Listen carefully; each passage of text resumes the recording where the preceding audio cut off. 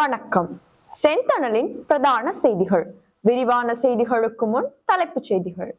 ஜாலில் அதிரடி, அகற்றப்பட்ட கந்தரோடை விகாரையின் பெயர் பலகை. லண்டனில் புலம்பெயர் ஈழத்தமிழர்களால் கவனஈர்ப்பு போராட்டம். மன்னார் நீர்வழங்கல் காரியாலயத்தின் திடீர் முடிவால் மக்கள் அவதி. சீரற்ற காலநிலை, நைனாதீவுக்கான படகு சேவைகள் நிறுத்தம். உயர்தரமானவர்களுக்கு வெளியான விசேட அறிவிப்பு. மாகாண சபை தேர்தல் சர்ச்சை, தெரிவுக்குழு விவகாரத்தில் காலத்தை கடத்தும் அரசாங்கம். இலங்கை வளிமண்டலவியல் திணைக்களம் சிவப்பு எச்சரிக்கை. காப்பாற்றக்கூடிய பல நோயாளர்கள் பரிதாபமாக மரணிக்கும் அவல நிலை. திருகோணமலையில் அதிகரித்துள்ள கடல் அலைகள். தம்பதியினருக்கு அதிர்ச்சி கொடுத்த இலங்கை போக்குவரத்து சபை பேருந்து, பரிதாபமாக பிரிந்த உயிர். புகையிலை மற்றும் சிகரெட் பயன்பாட்டால் ஆண்டுதோறும் சுமார் 22,000 பேர் உயிரிழப்பு. இளைஞர்களுக்கு ஏற்பட்டுள்ள ஆபத்து, வைத்தியர்கள் விடுத்துள்ள எச்சரிக்கை. அமெரிக்காவில் விசா விடுதிகள் இறுக்கம், விடுக்கப்பட்டுள்ள கடும் எச்சரிக்கை. தொடர்வன விரிவான செய்திகள். வலிகாமம் தெற்கு பிரதேச சபையில் நிறைவேற்றப்பட்ட தீர்மானத்துக்கமைய கந்தரோடை விகாரை என்று பொறிக்கப்பட்ட பெயர் பலகை இன்று அகற்றப்பட்டுள்ளது. யாழ்ப்பாணம் வலிகாமம் தெற்கு பிரதேச சபையால் கந்தரோடை பகுதியில் விகாரை அமைந்துள்ளதாக கூறப்படும் பகுதிகள் கந்தரோடை தொல்லியல் ஆய்வு மையம் என்று அடையாளப்படுத்தப்பட்டதை அடுத்து கந்தரோடை விகாரை என்று நாட்டப்பட்ட பெயர் பலகை அகற்றப்பட்டுள்ளது. யாழ்ப்பாணம் காங்கேசந்துறை வீதியில் சுன்னாகம் சந்தைக்கரையில் தனியார் காப்புறுதி நிறுவனம் ஒன்றால் கந்தரோடை விகாரை என்று திசைகாட்டும் பெயர் பலகை நடப்பட்டிருந்தது. இந்நிலையில் கந்தரோடை விகாரை அமைய பெற்றுள்ளதாக கூறப்படும் புராதன இடத்தை தொல்லியல் ஆய்வு மையம் என்று அடையாளப்படுத்த வேண்டும் என்று அந்த பிரதேச சபையில் தீர்மானம் நிறைவேற்றப்பட்டது. அதையடுத்து வீதிகளில் கந்தரோடை விகாரை என்ற திசைகாட்டும் பெயர் பலகைகளை அகற்றும் செயற்பாட்டை பிரதேச சபை முன்னெடுத்துள்ளது. அந்த வகையில் சுன்னாகம் பகுதியில் நடப்பட்டிருந்த பெயர் பலகை அகற்றப்பட்டுள்ளதாக தெரிவிக்கப்படுகிறது. பயங்கரவாத தடை சட்டத்தை நீக்க கோரி லண்டனில் ஈழத்தமிழர்களால் கவனஈர்ப்பு போராட்டம் ஒன்று முன்னெடுக்கப்பட்டுள்ளது. லண்டனில் உள்ள இலங்கை தூதரகத்துக்கு முன்பாக நேற்று இந்த போராட்டம் இடம்பெற்றது.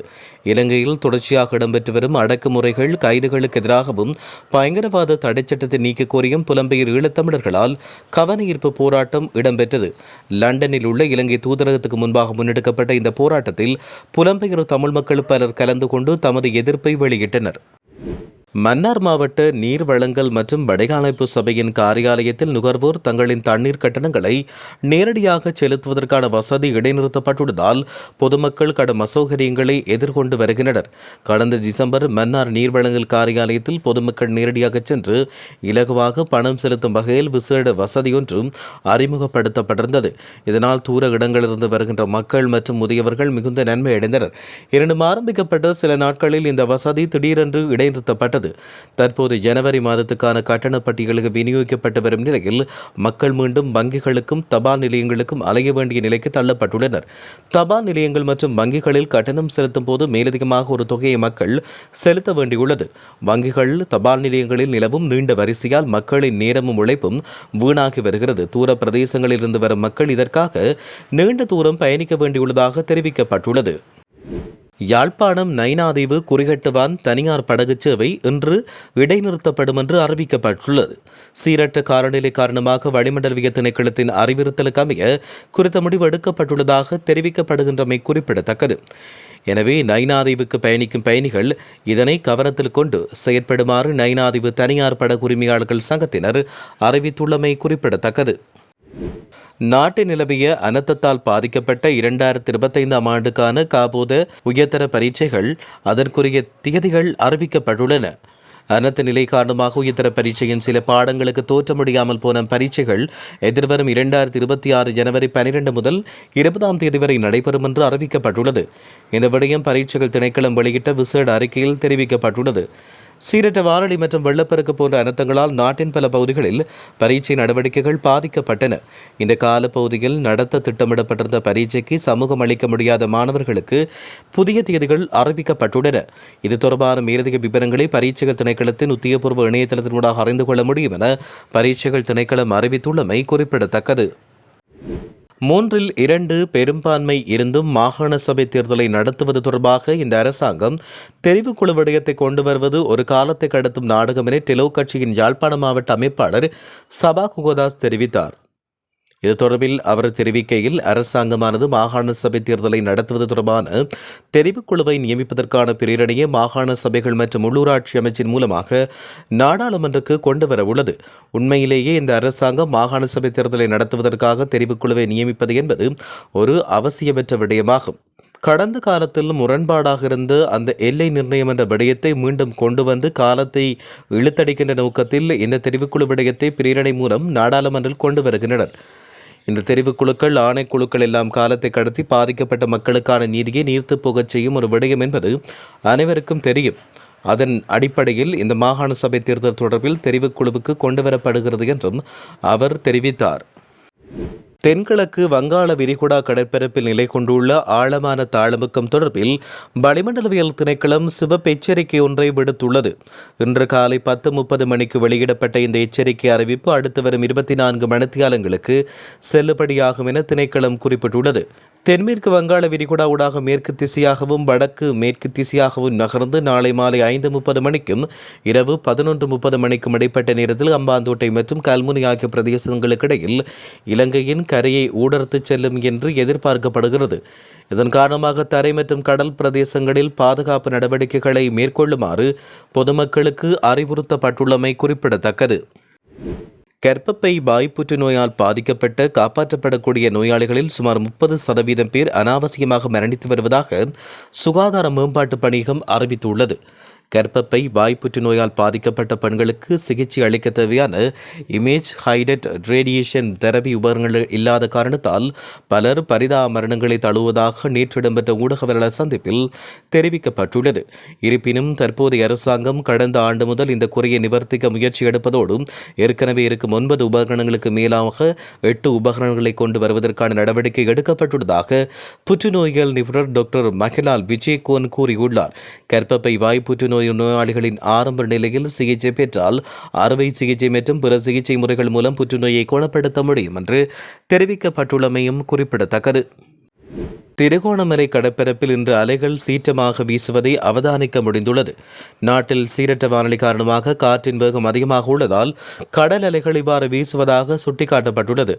இந்த நிலையில் கடற்றொழிலாளர்கள் தொழில் நிமித்தம் கடலுக்கு செல்வதாயின் அவதானமாக செயற்படுமாறு அறிவுறுத்தல் விடுக்கப்பட்டுள்ளது.